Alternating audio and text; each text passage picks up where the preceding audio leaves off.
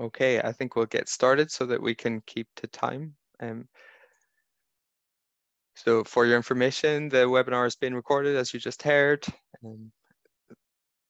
Thank you all so much for joining. We're delighted to spend an hour with you this evening to go through the final steps of the RESECT study and gain some pearls of wisdom from our expert panel that we have here today. I'm Kevin Gallagher, Urology Registrar in the East of Scotland, RESECT study co-lead, honorary clinical lecturer at University College London. I'd like to welcome Miss Jo Cresswell, President of the British Association of Urological Surgeons, consultant urologist, bladder cancer surgeon at James Cook University Hospital in Middlesbrough. Jo, thank you so much for taking the time out of your busy schedule to join us. Also, we have Mr. Param Mariappan, a huge welcome. Param is the director of the Edinburgh Bladder Cancer Centre and is the clinical lead of the Scottish National Bladder Cancer Audit, known as the Quality Performance Indicator Programme. He sits on the EAU Non-Muscle Invasive Bladder Cancer Guidelines panel. His work on TURBT quality is seminal. He's a core member of the RESECT Study Steering Committee, which has benefited hugely from his expertise. Thank you kindly for joining us tonight. Thanks. We also have Stephen MacClennan. Stephen is a sociologist and health services researcher based at the University of Aberdeen in the Institute of Applied Health Sciences.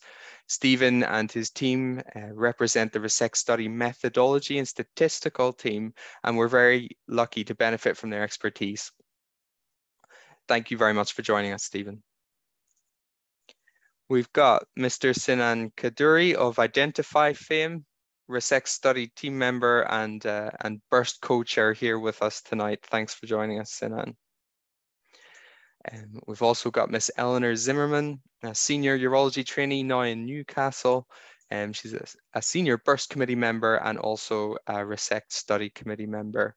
And working behind the scenes to keep things running smoothly, we have Aqua Asif, our amazing no longer student committee member who we couldn't run a smooth webinar without. Thank you. And similarly to Fortis, who'll be keeping me right on time tonight, all the way from the United States of America. Hi, Fortis. Thanks for joining. So welcome to you all. Just with regards housekeeping, so attendees can't routinely speak in the group. However, we do encourage you to contribute. If you wish, please raise your hand and we can bring you in if time allows. Otherwise, please do discuss in the chat. We'll be monitoring that throughout and bringing discussions to the panelists where appropriate. You can use the private question function as well if you'd rather your question was private. Okay, so without further ado, first I'm going to share some slides just to give us an update on the study progress.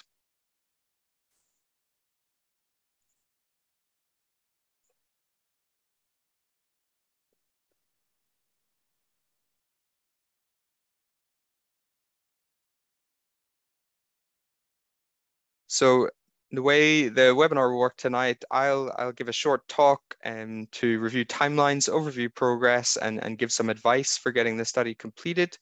We'll then go straight into some slides from Sinan, where he will look at particular groups of sites within the RESECT league table. And after this, we'll have 10 minutes or so for open discussion and questions related to the study. Following this, there'll be a panel discussion exploring national and international issues related to audit in TURBT surgery, where we will hopefully gain some valuable insight from our experts. Again, we encourage participation throughout. Please ask questions, and we're very keen to hear your experiences and gain your own insights. We make a sincere thank you to all of the study sponsors. I'd also like to say a huge thank you to every one of the 1,300 collaborators taking part across the world and the RESECT team who are working tirelessly behind the scenes. The scale of the study is astonishing and a credit to you all. It was fantastic to see some of you in person in Amsterdam. We hope you enjoyed the collaborator session as much as we did. great discussions, experiences to share. I learned a lot about the way TURBT is done across the world, and how the RESECT study is enabling our collaborators to improve their practice. We were delighted to be able to award collaborators from the top 20 recruiting sites across the world with special certificates of achievement. And we hope as many more of you as possible are able to come and join us in March in Milan, when we'll be having another collaborators meeting. We've announced an extension to the study timelines. And the reason for this is that we realize staff changeovers in the new academic year are a significant risk to sites being able to complete in the original date of November this year. So we've now an absolute last date of surgery for cases included as the end of February 2023, with the last date for data entry and follow-ups end of June 2023. These timelines allow plenty of time for sites to complete, even if you've still not entered the prospective phase. The most important thing is to get the retrospective phase done, maximize the amount of time that you have to accrue cases for the prospective phase. It's good to run through this for the recording. It will be hosted on YouTube for all of our collaborators to watch later, some of whom will not yet be in the prospective phase. So just a reminder as to what needs done to reach that. You need your approvals. In 25 retrospective cases, 20 of which must be first tumours, and some sites fall foul of this and it holds them up. And remember, to progress, we just need up as far as the op and the pathology data from the first operation. You don't need the first check follow-ups in order to progress to the prospective phase. You can come back and complete these later. But it's crucial to get to the stage where you can get in to the prospective phase of the study so that you have as much time as possible to do that. For the prospective phase, we recommend auditing all cases at your hospital on a 4 to 6 week lag basis so that you have the pathology from the index operation available. And you can create your study cohort and begin entering data. The data required is the same for the prospective and the retrospective and the prospective phase. The single most important piece of advice that I can give to ensure completion of the study is to get new team members on board. No one is an island, and we encourage sharing the load. If you are leaving, make sure you hand over the patient key to a permanent staff member, usually a consultant. The study will essentially run for this whole next academic year, which is the perfect opportunity for new trainees or junior doctors to complete a closed loop audit and be an indexed collaborative author on all publications. So we would encourage you to just get new people in so that the study can continue, and we can discuss with you later case requirement numbers related to that. If you're adding a new lead or changing lead, please email us. Otherwise, you can edit your collaborators on the collaborator form. If you don't have access to this, again, email us and we'll get you access back. To summarize the study progress then, 274 sites have started entering data. 196 sites have now been randomized to the prospective phase, 98 having feedback up front and the other 98 awaiting feedback, and we have more coming in all the time. Be great to hear from you guys in the discussion how the study has influenced your practice at the hospital and any improvements that have been made, whichever arm of the study you're in. We still have some sites in the retrospective phase, and those 196 in the prospective phase are at different stages, but moving along nicely with 34 sites completely finished. So congratulations to you. Data completeness is crucial. The first check results in particular are absolutely crucial, as are the pathology results. We understand that at the time of enrollment, not all patients will have had their first check follow-up, but it's essential that you do go back and do this. To enable this, we've programmed some reports within REDCap. You can access them in your left-hand report panel. If you click on the missing first check in an eligible patient report, you'll get a list of all of the patients at your site where the first check data hasn't been entered. So you don't have to check all of your cases. This report will tell you who they are, where the follow-up data is missing, and you can go back and fill that in. Particularly patients who have had adjuvant treatment courses will be waiting a longer period of time for their first check. It's still important to go back and fill in these data. Just to remind us why the study is so important, the RESECT study has 3 key questions. Is there variation in our practice? Does it impact outcomes? And can it be improved with audit and feedback? We don't have time to look at the data in a lot of detail, but I just want to say that the RESECT study has already answered in a more comprehensive way than has ever been done before the first question. Yes, there is variation.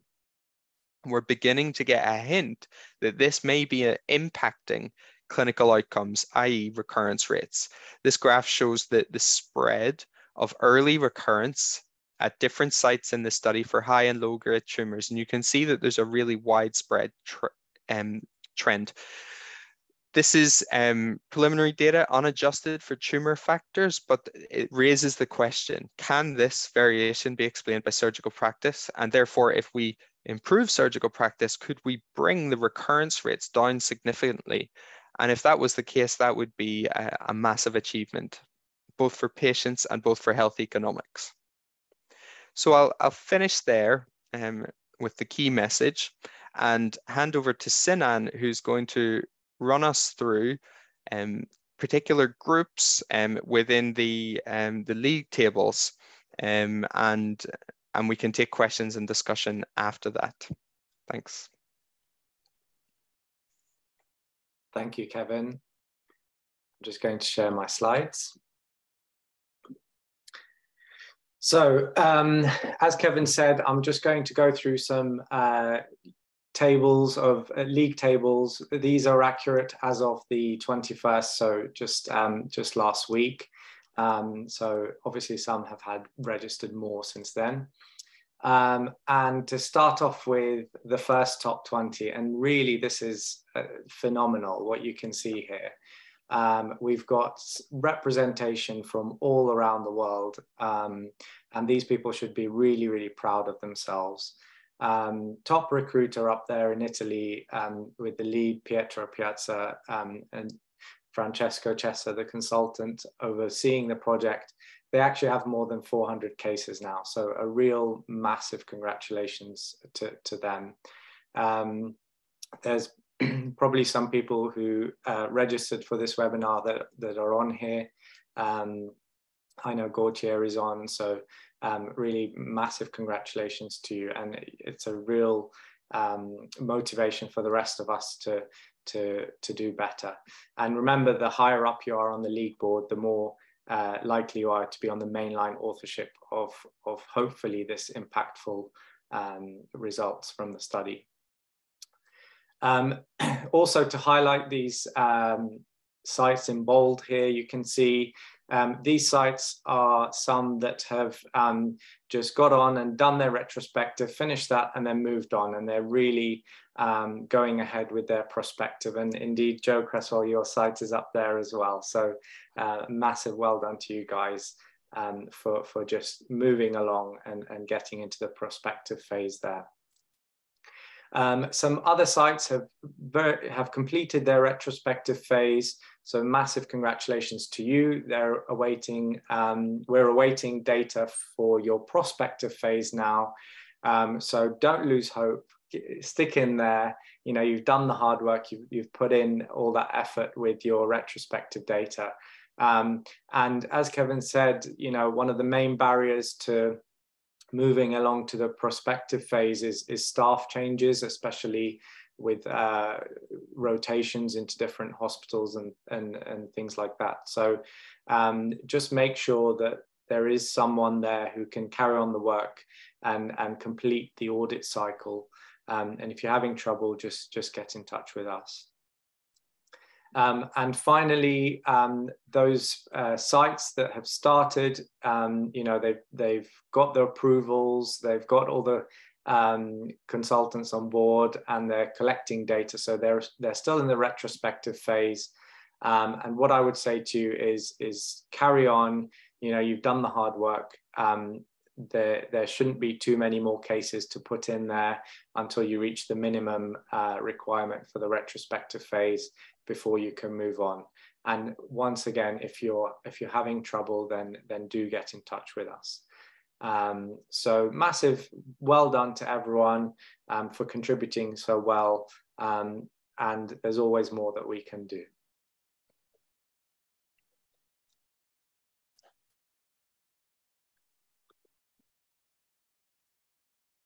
Great. Okay. Thank you, Sinan. If you see yourself up there in any of those tables, then it'd be great to think about what the best course of action going forward for yourselves is. Do we have any questions at all, Eleanor, at this stage? No, we don't have any questions just yet. So while we just wait for them to filter in, perhaps I could take the opportunity to ask Jo Cresswell about her performance at James Cook University Hospital. Now, you've obviously, Sinan's mentioned you've done really well. You've finished the prospective phase already. I note that you were actually randomized to receive the feedback at the end of study completion rather than early site feedback. And I just wondered what your feelings were on whether just participating in the study alone, whether you felt that had influenced practice and achievement of quality indicators, and if you had any tips for any collaborators on completing the study efficiently. Well, I can't take any of the accolade. That's the first thing to say. I've encouraged and supported my excellent colleagues, Ines Pina, who's a core trainee with us, and Bennett Joseph, who's a foundation doctor. They've done all the hard work. But I have hopefully inspired them and encouraged them to get really interested in non-muscle invasive bladder cancer. So hopefully that's where I've played a part. Regard to the feedback, it'll be really interesting to see. We have some dedicated bladder cancer lists, but a lot of our TURBTs are done out with that. And for example, if I look at some audit data for other things that's available to us in England, for example, day case rates, I can see that those day case rates are much higher for the patients on my lists and tend to drift on the more general list. So it'll be really interesting. And I think the learning point from that will be about trying to really focus this work into the hands of those who are enthusiastic. But yeah, it'll be interesting. I think there is an element that if you're participating in a research study or an audit, there's an effect where you probably do up your game just because you know you're being watched. I know that one of my clever colleagues, Steve or Param, will say, is it the Hawthorne effect or something like that, where you're aware that someone's monitoring your practice. So you probably do try harder. I think there'll be an element of that. Let's see. But I'm really delighted that James Cook has been able to contribute. And I'm just so impressed with what has been achieved. All of the collaborators deserve a massive congratulations. Just keep up the good work. This is going to be an absolutely stunning study. I have a real privilege to go around the UK and around outside the UK, Europe and elsewhere. And BAUS is just gaining such a reputation for fantastic audits. I'm really proud to be British, just because of the work you guys are doing, even though it is nothing to do with me. It's just great to be associated with it. So yeah, it's wonderful. Thank you. Thank you very much for all your thoughts on that, and also for the compliments to the BAUS collaborative in general. Obviously, we owe all of our achievements to our collaborators from around the world, so we're very much indebted to them. Linking into that, Sinan, maybe I could ask you on Aberdeen. Contrasting to Jo Cresswell, you were actually randomized to receive early feedback. Could you tell us a little bit about how that feedback was received and what you did with it? Yeah, it was quite interesting, really. I mean, the department was aware of the audit, and we received feedback after the retrospective phase. And one thing that struck me when we discussed it in our clinical governance meeting was that, yes, we needed to improve, but that there was already insight amongst the department that we needed to improve. One of the examples was attaining detrusor muscle in specimens. And we, you know, a lot of the consultants commented that, you know, this isn't a shocking result. We know that we need to improve. We know we need to do better with you know, attaining detrusor muscle.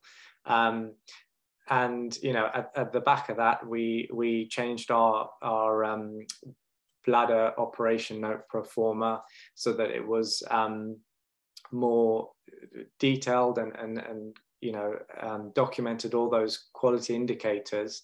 But also by doing that, it made people more aware that, you know, it will be asked on your operation note, did you take a separate specimen for the you know, base? Did you try to get muscle? You know, one other thing we changed, for example, was the reason why you didn't give mitomycin. Before it was just yes or no. So all these things, I think, just help people be more aware of their procedure and what they're doing in the TURBT and how to make it better.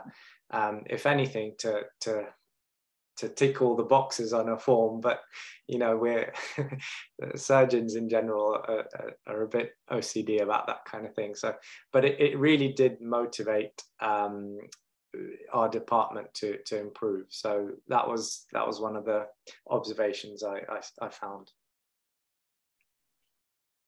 Thank you. That's really interesting. I wonder if anyone from our audience might be keen to share their personal experiences from their hospital and whether they felt, if they were randomized to receive feedback. How that went down.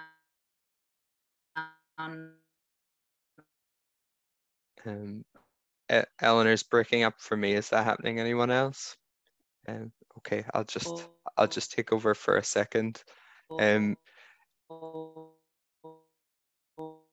It would be great if anybody from the audience would be willing to share the experience of doing the RESECT study and also how they've, if they think or how it may have impacted their practice. Maybe just wait for Eleanor's tech. The response. I think, Jo Cresswell, you made a good point on the chat about comparing Scottish to English data. And I don't know, Mr. Mariappan, maybe you can share some insight into that. Thank you. Thanks, Sinan. Jo, I was just replying to the chat as well, but just to make some mention, I think it'll be nice to do a sort of post hoc analysis. It wasn't obviously planned, but I remember asking Kevin, if I'm not mistaken, at EAU, when you showed the box plots of that sort of variation, whether there was a bigger spread or a smaller spread seen in the Scottish cohorts, which I think you affirmed it was true. Maybe I asked you at BAUS. But yes, it will be a nice comparison. In fact, you've got a natural control in the UK with the other centres in the south of the border and us, and in a sense, it's a good comparison between a audit feedback system against one where one doesn't exist, at least in a formal sense, because each centre would have its own system. I think it'd be very interesting, and I think many of you will know that I'm quite an advocate of having a national bladder cancer audit. And I think one of the reasons that might become a priority for NHS England and HQIP would be if there's variation seen. And to be honest, although none of us like to see a poor result, to show that a country where there is a national audit already in place is getting such better results compared to a country ostensibly within the same healthcare system and setup would be extremely interesting and very useful, I think, in promoting that agenda. So I think it'd be hugely interesting, although I know you didn't set it up for that reason.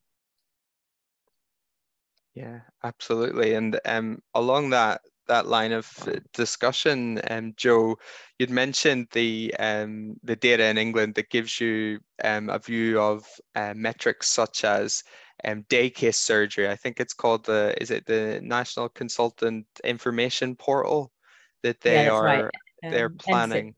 Yeah. in SIP, and it's an interesting endeavor because it's going to, without anybody having to do anything, pull administrative data from HES, isn't that right? And that obviously has massive benefits. But do you think that administrative data audit is going to be as powerful as, or give you the granularity that's required to really audit clinical performance going forward? It'd be interesting to see what you think about that. The answer is no, it doesn't give you granularity. I have experience of running a clinician entered data set, which was the BAUS cystectomy registry, which we ran from around 2002 to about 2016. And BAUS had a number of registries that we ultimately chose to close at that point because there was thousands of cases and there was a lot of granular data, but there were certain limitations. Follow-up data was very poor.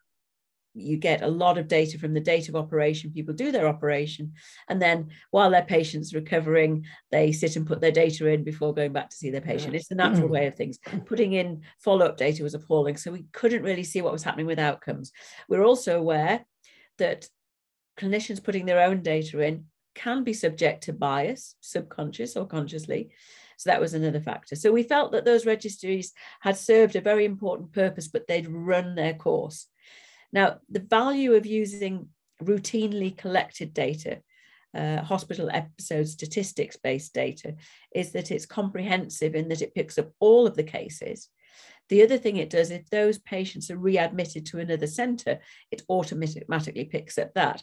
But what we have at the moment is a very limited set of data. So it basically tells us if the patient, what the patient's length of stay was, mortality rate at 30 days and readmission rates. So it's, and volume per surgeon. So it's not as helpful in the quality of the operation. But I think there's lots of scope to improve that.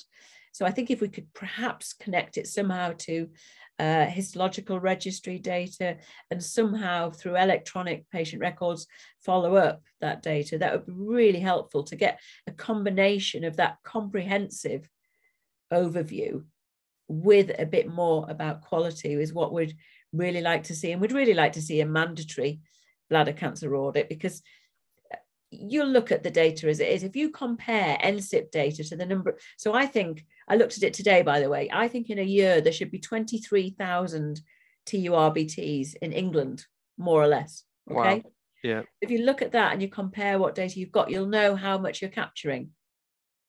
And wonderful as your study is, perhaps you could argue that what you really want to see is the data from centres where they're not particularly interested in non-muscle invasive bladder cancer are not participating. So yes, you're right, granularity, you're going to have a huge amount of granularity. That's fantastic. I'd really like to see a comprehensive look at everything, because we really, the real benefit is when you can pull up the standards across the board. And that's, I think, where this routinely collected data comes in. But I'll take nothing away from the Scottish QPIs. It's an exemplar in terms of national audit. And I will be harping on about it until eventually England has something of a similar quality available to it. Thank you, Jo. That's really insightful. And I think that's really getting to the bigger question of how surgical audit is going to be implemented going into the future. And you wonder whether the path forward is somewhere in the middle between completely administrative data and manually entered granular data, potentially with technological advances in data, in machine reading of pathology records and that kind of thing coming to the forefront, where there's some space for innovation in that space. So it'll be interesting to see how that portal in England develops, and whether it needs to be slightly sort of adjuncted by smaller sets of granular data collection. So it'd be interesting how things evolve after the RESECT study. Param, I was wondering how in Scotland, what is the sort of capture rate like with regards the proportion of patients undergoing a TURBT that come into the QPI program or the National Bladder Cancer Audit in Scotland? Is it nearly 100% or? Oh yes, I think almost certainly. I think the main sort of nuts and bolts, as I keep calling it, that underpins the process is this government-funded, robust governance framework, and that ensures that, you know, we trap every patient's TURBT. Probably you might have a miss of one a year or something from a center. Yeah, so I think to answer that specific question, I think that the pickup rate is quite high. The other thing to remember is although yes, we are speaking about TURBT in this forum, the QPI program is a comprehensive set of surrogates of looking at the whole spectrum of bladder cancer, from muscle invasive, the discussion of the MDT, pathology reporting, you know, the use of mitomycin, time to cystectomy. So all of these things are covered as separate individual quality indicators with their own targets. So this is one section of that 12 QPI list. Yeah, understand. And that bringing that, because it is a spectrum of a journey for bladder cancer patients that can go all the way from TURBT to cystectomy radiotherapy, that it needs to be under one hood, essentially. Would that be summarizing it correctly? Absolutely. Thank you very much. It's great. We have some people from the floor who'd be willing to share their experiences, and that would be really, really appreciated. Conor McCann from Northern Ireland, been taking part in the study and leading things there in Northern Ireland. Be great to hear how RESECT has been taken up in Northern Ireland, and if you've been involved in any quality improvement work or use of the study to improve the quality of TURBT there, or not. Yeah, so thanks, Kevin. So yeah, the experience in Northern Ireland has been overall quite positive in a region. I suppose traditionally maybe national UK audits Northern Ireland doesn't engage quite as much as the other parts of the UK. So it's been good to see 3 out of 4 centres really getting involved and uploading data in Northern Ireland. The effect or the impact it's had, certainly in the units that I've been involved in, again, has been completely positive. 2 of the units were randomized to late feedback, and one of the units was randomized to midway feedback. And certainly the unit that was randomized to early feedback, it, just as an example, picked up a deficiency in administration of mitomycin C. So immediately there's been a positive impact in that we've put together a process that mitomycin C is given much earlier in the process. So that's just an immediate impact that drawing attention to it objectively has given us, so overall it's been very positive in Northern Ireland. And did you look at the results, the feedback with the surgeons, and how was it received? Yeah. And had they had any kind of way to do that before? Or had they looked at performance results for TURBT before this study? So it's something that the unit was aware of. I presented the data to myself at the unit, and I suppose the surgeons were aware of it, but they were glad to see some objective evidence that they could bring to stakeholders and say, look, this is something that we've been doing poorly and it's affecting patient outcomes. So it's led to so from that it's led to earlier administration of mitomycin C straight off the bat. So it's something that was probably people were aware of in the unit, but having the objective evidence through RESECT has definitely led to an improvement. It's interesting, in things that you're aware of that need improved. It's just very easy to do nothing about them until it's presented to you in raw data in front of you.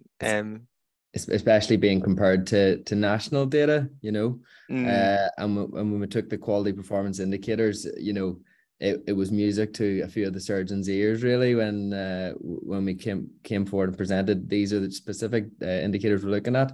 And this is what should be implemented regionally, and nationally. Very good. Thanks a million. And I guess one final question before you go, Conor. Have you had to deal with any staff changeovers in the units that you've been at? Yeah. How did that go? It's probably a wee bit easier, I suppose, in Northern Ireland, in that it's relatively easier to continue to upload data in the unit that you were previously. But it's been relatively straightforward to change over when it's been inconvenient for people. So it's people who have been involved, and consultants have been very supportive in that, you know. So overall, it hasn't been particularly challenging, no. So it's just been new trainees coming in that have taken on the study? New trainees, or trainees who are taking part in studies in one unit who have moved to another unit and can continued on and helped in that unit. Great. Well, I'm glad that was reasonably straightforward for you guys. Thanks a million, Connor. It's good to hear about the experience in Northern Ireland. I don't think you guys were able to get involved in Identify. I think so. No. It's good to have you in RESECT. Thanks. I was before I went home, you know. Thank you, Connor. So we've Eleanor, are there any other questions in the chat there? We have a question from Rawand Salhab, and I think Rawand, you should be able to unmute as well to ask the question that you've asked in Q&A, if you would like to. Yes, good evening. Am I heard? Yeah, we can hear you. Thanks. Perfect. So I was wondering if it's possible to include data of suitable patients, as I already write that, supervised by the hospital urologist, but in other medical centers they also work in. That means that doctors work for the hospital, supervise the patients outside the hospital, for example, in private clinics or other medical centers and hospitals. So can we include the data for this patient in my hospital that I work for example, in this study? Thank you for your question. Where are you? Where are you, Rawand? Palestine, Jerusalem, Al-Maqasid Hospital. You're in Palestine, Jerusalem. Okay, welcome. Very delighted to have you, and thank you for answering your question. Thank you. If I understand it correctly, you're asking that if the surgeons are from your hospital are operating on patients at private clinics, can they include those patients in the study? Exactly. Yeah, no, unfortunately not. In some cases, where a healthcare organization has a number of hospitals that the surgeons work across, you can include patients from all of those different hospitals because they're within the same healthcare organization.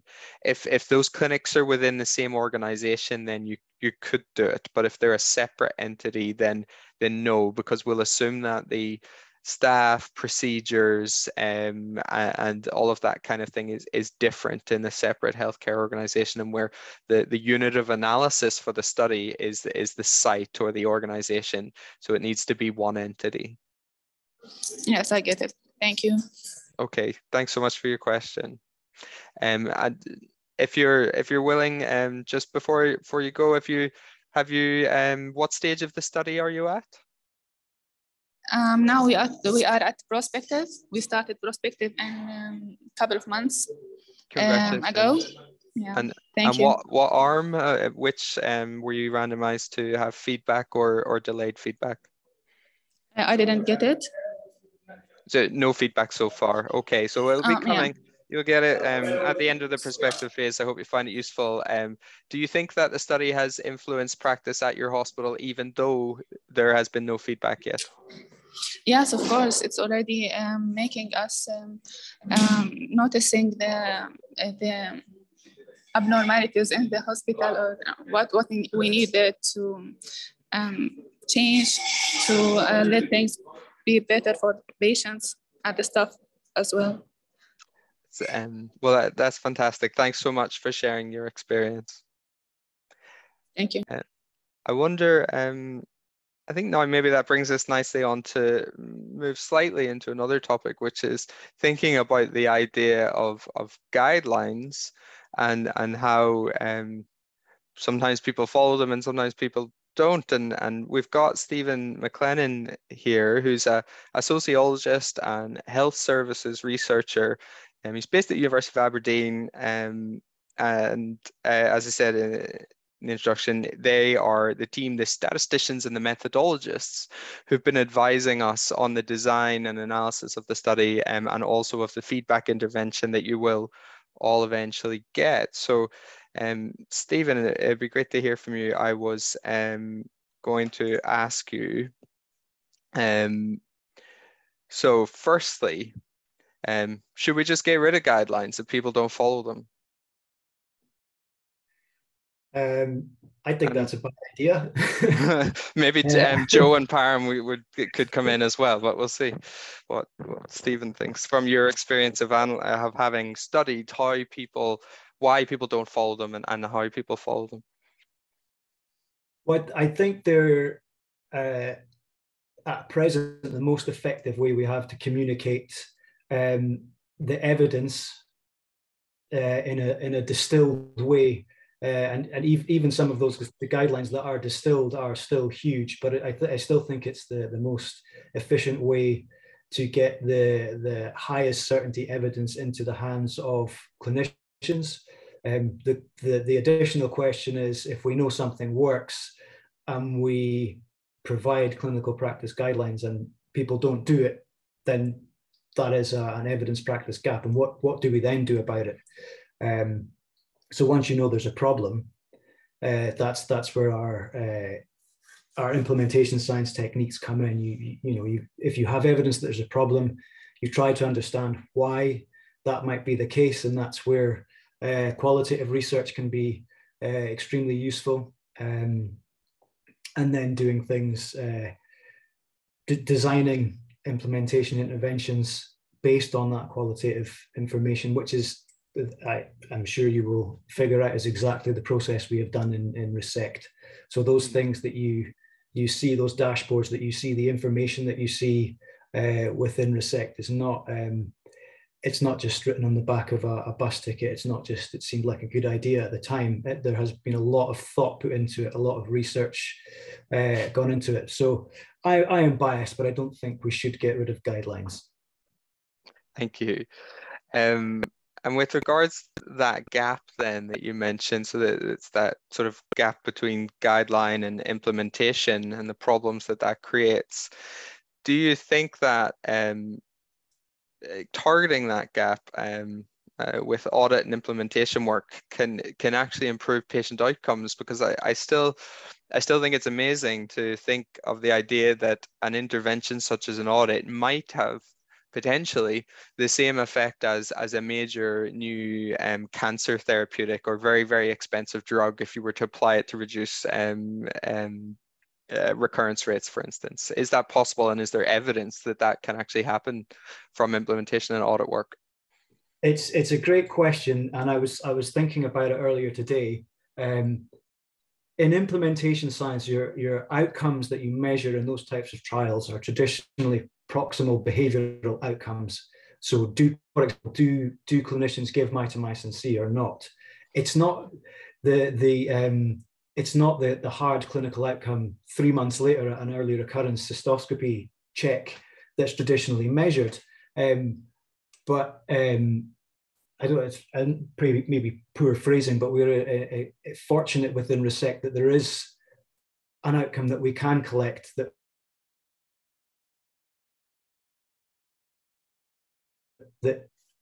that should, if people, so it's not, I realize it's not just mitomycin C, it's not just the single installations, there are other quality indicators that we're looking at. But if we can show that, well, if you do actually stick to the guidelines and stick to best practice, it will impact the clinical outcomes. So the other part of that question is there evidence of it from elsewhere?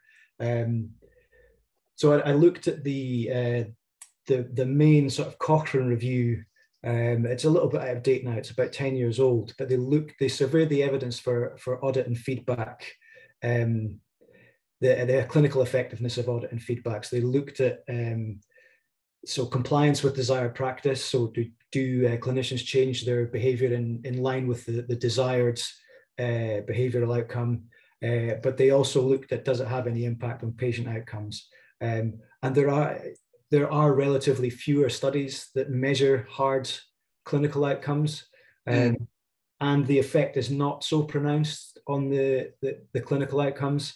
And having said that, the types of changes we see in behavioral outcomes are not huge either, but in absolute terms, they can have real impact on patient outcome and also healthcare payers as well. Yeah, I'll stop there. I could waffle on about this for ages. I've found it really interesting working with you to think about these questions and think about how a study could address them. Param, I wonder, because we've got this sort of trial setting that we're in with RESECT, trying to compare over a short period of time how an intervention such as audit is going to impact outcomes. But of course, you potentially, over I don't know how many years you would say, over 20 years maybe of driving quality improvement work in Scotland, do you see incremental benefit over time accumulating, and have you seen evidence of that in your work? Yeah, I think I must say absolutely. So before I actually address that question, Kevin, so just trying to throw a bit of a spun on the works in what Steve was suggesting, and I fully agree that guidelines are probably the only way that we can introduce practice-changing behavior based on very often level 1 evidence. And level 1 evidence comes from, let's put it, artificial settings where you have randomized controlled trials, perhaps even meta-analyses of these. What we don't know, and this is where this real world data comes in, what we really don't know is, does this efficacy, which comes from randomized controlled trial, does it work the same way in the real world setting with all of the nuances and all the challenges that people have? We don't actually know that. And that was essentially the premise behind a lot of the work that we've started in Edinburgh, as you know, Kevin, and then thankfully through the QPI program have been able to introduce as these quality surrogates. We want to know whether practicing the quality, the evidence actually translates to improved outcomes. And thankfully with the most recent analysis, so we presented it at EAU this year, and we are seeing some improvements, for example, with achieving the detrusor muscle target. Centers that achieve the target of 80%, or target is 80%, have a significantly lower risk of recurrence or progression over 5 years. And the same thing goes for the use of mitomycin and the selective use of re-resection. So I must say that, these things are showing that if you really practice the guidelines, it may be, again, using the word a surrogate, a measure of practicing the guidelines is actually demonstrating that you are benefiting the patients. In the end of the day, that should be primarily the aim. Are we introducing a benefit to the patient without causing additional harm? Absolutely. And it's great that we'll have the two together. We'll have that evidence from the years of real life evidence that's come from the Scottish QPI work, and now basically trial evidence from the RESECT study to say this is making, hopefully, we don't know, it'll be, it's a pretty high bar, as Stephen has said, to see an impact of an audit study on a hard clinical outcome. It's a very high bar. We're not expecting it for sure, but if we were to see it, it would be incredible. Just very quickly, Jo, that question about guidelines, do you think we should get rid of guidelines? No, Stephen and Param are both right. What about the Twitter guidelines?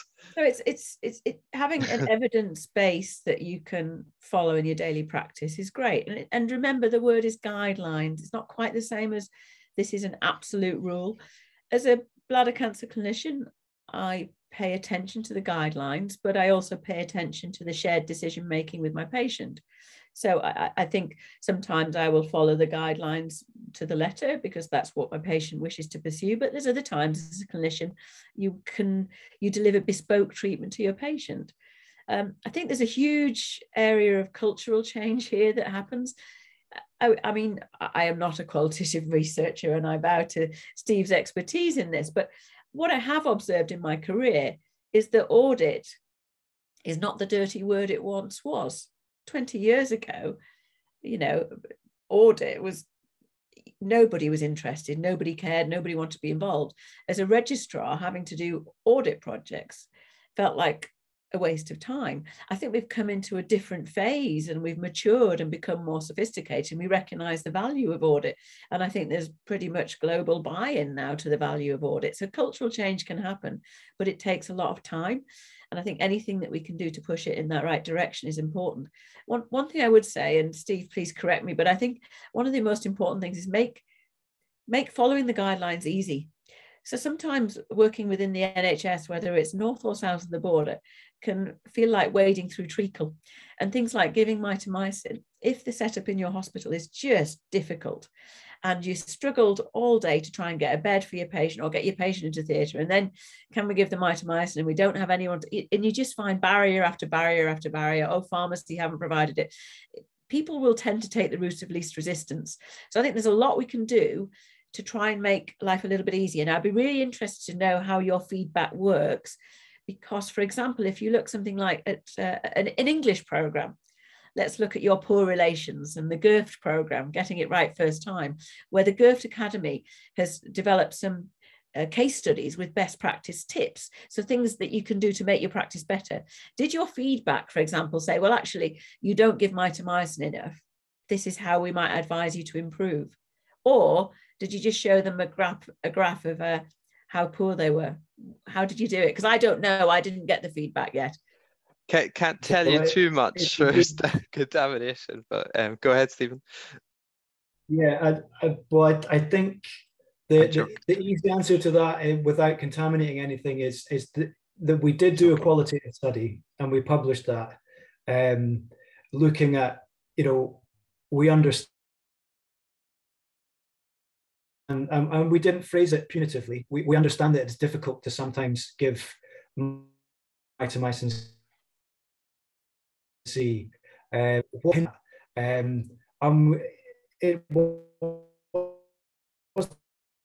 the things you're speaking about, realistically, to get it to the theatre. So there are missed opportunities, or as extreme as, well, consultant so-and-so in our hospital says we just don't do that, so we don't do it. So that, there's social and professional role, and there are power dynamics in hospitals that happen. So there are all these fascinating things. So the intervention wasn't purely designed to say, here's the stick, you don't do this, aren't you bad?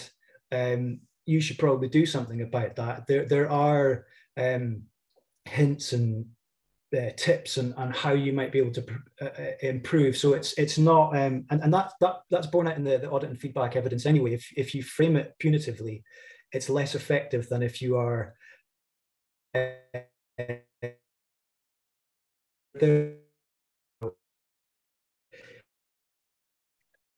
sorry, Stephen, you're just breaking up there, but I completely agree with the point he's making. It's non-punitive, and the purpose is to encourage self-reflection, not to blame. And in simple answer, yeah, it has this is how you're doing, and this is the evidence-based ways that you could potentially improve. Coming close Kevin, to, it might be worth mentioning, I think Steve has been part of a publication around the qualitative aspects of mitomycin administration. I think that's the one he was mentioning. Absolutely, I've read it. I think it was, I might be wrong, I think it was BJUI. Very interesting. That's one of the resources that we point to on the feedback resource. So thanks for reminding us of that. I think Param was involved in that as well, I think. Fantastic, thanks so much. Eleanor, could we just go back to you quickly to see if there are any questions in the chat that we could address before we wrap up? Yeah, absolutely. Sorry about my internet connection earlier. So we have one question from Anish Pushkaran. We've invited her to join. Hopefully, Anish, if you could perhaps unmute yourself and introduce yourself and tell us where you're from, where you're working, and just summarize where you are in the study, and then ask your question. That would be great. Excellent, thank you. My name is Anish. I work as a consultant in Luton Dunstable Hospital, and many thanks for allowing our hospital to participate in this study.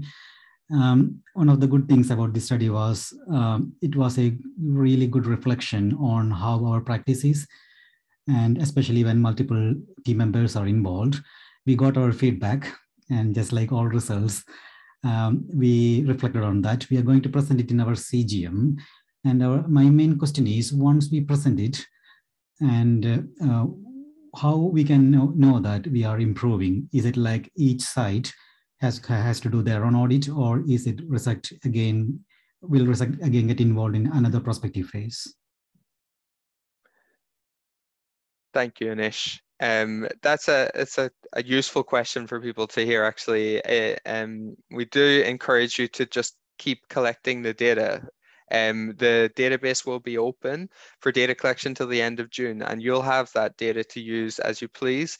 As you enter more data, the dashboard will update in real time, and you'll see within it there's the other tab where you can see your retrospective and prospective phase performance compared, and you can keep adding data as long as you want to that. Okay, that's great. Okay, brilliant. Thank you. And we encourage you to do that. So thank you for your contribution. And Jo, I saw your question in the chat there about whether we're recording whether trainees are involved in operations for RESECT.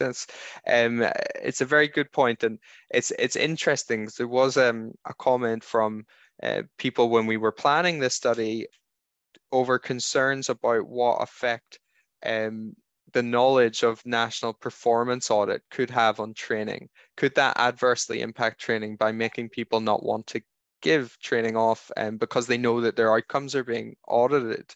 So we wanted to monitor that. We hope that's not the case. I think Param has said before he would definitely not find that that's the case in Scotland with TURBT. Would that be right, Mr. Param, to say? I would agree, actually. So again, for your earlier question, Anish, even months or years beyond RESECT, and one of the things that I like about this whole process, it encourages you to think about your own practice, and it need not necessarily be just TURBT. Watch everything that you do, be it a cystoscopy or a circumcision or anything. And if you keep monitoring yourself, the only thing that you need to assess is how well you're doing the operation the next time. And if you continue giving yourself the feedback, you will continue to improve. So back to that initial question about the trainees, and this is what we try to encourage in Edinburgh, is for the trainees to look at their own practice and the process, and that started off the way that we were doing all of these this quality work. One of the findings we had from the QPI study was that in trainees who operated in, say, district general hospitals actually performed better than trainees who were in the teaching hospitals. Don't know why, but that was an interesting finding. May I come back, Kevin, on your point? Absolutely. My point is actually probably contrary to what most people would imagine.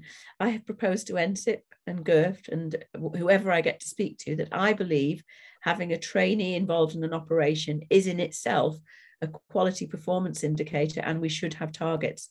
The training backlog from COVID has just unmasked an issue that we already had, but we know we need, if we're going to have surgeons for the future, we've got to train them.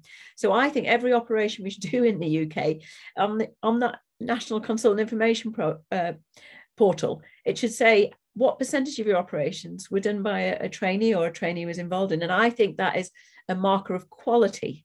So it's probably the opposite to what you think I meant. I love that. I don't know, that should be somewhere on a website published, and somebody in NHS England should hear it loud and clear. That would be fantastic. That's a really, really nice point to finish on. Proportion of operations involving a trainee should be a crucial quality indicator, and we should aim to increase that. Yeah, well, we'd all be quite happy with that, I'm sure. Well, we'll wrap up there. Thank you so much to everybody who attended. Really interesting discussion. Thank you, Jo. Thank you, Param. Thank you, Stephen, for your contributions. Eleanor and Sinan, Fortis and Aqua for your help in running things in the background, and all of those who contributed in the chat and coming to tell us how things are going. Key messages for getting finished. Boost your team, get more people, especially if there are staff changeovers. Contact us if you have any problems. We're happy to speak at all times. We've a rota of 5 people who are on the emails every day to make sure that they get answered in a timely fashion. So we're here to help, and we're looking forward to reporting exciting study results to you, aiming to have those ready for the conferences next year, with a little bit of, we're hoping, fingers crossed, preliminary analysis going in for the conferences 2024, and some preliminary analyses going in for 2023. So we'll have more to share with you then, and hopefully bring all our collaborators into these kind of meetings where we can look at the results together to understand them in a bit more detail than just what gets put out into the publications. So thank you very much, everyone. We'll leave it there and have a good night. Thank you. Thank you. Bye-bye.